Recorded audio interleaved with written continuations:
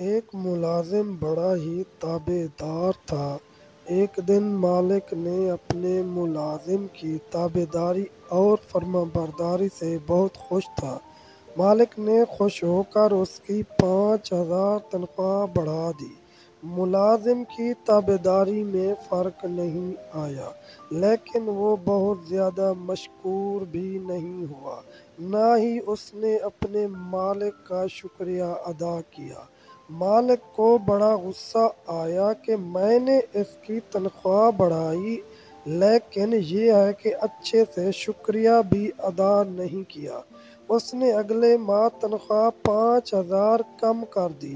اب کی بار بھی ملازم کی تابع داری اب بھی وہی رہی، کوئی شکایت نہیں کی۔ مالک نے اسے بلاوا بھیجا اور کہا، بڑے عجیب انسان ہو، میں نے تمہاری تنخواہ 5,000 بڑھائی پھر کم کر دی، تم جو کہ تو رہے، یہ سب کیا ہے؟ ملازم بولا، مالک، آپ نے خود کو رزاق سمجھ لیا تھا۔ میرے ہاں بیٹا پیدا ہوا تو اس سے اگلے دن آپ نے تنخواہ 5,000 بڑھا دی۔ میں سمجھ گیا کہ جس خالق نے بچہ دیا اسی نے رزق کا انتظام بھی ساتھ ہی کر دیا ہے، سو اسی کا شکریہ ادا کیا۔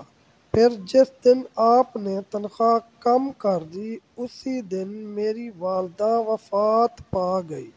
میں نے جان لیا کہ وہ اپنا رزق اپنے ساتھ لے گئی ہے، سو تب بھی اللہ کا شکر ادا کر کے مطمئن رہا۔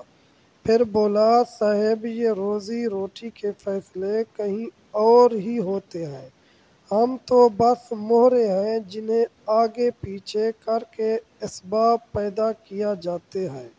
سبحان اللہ، الحمدللہ، اللہ اکبر۔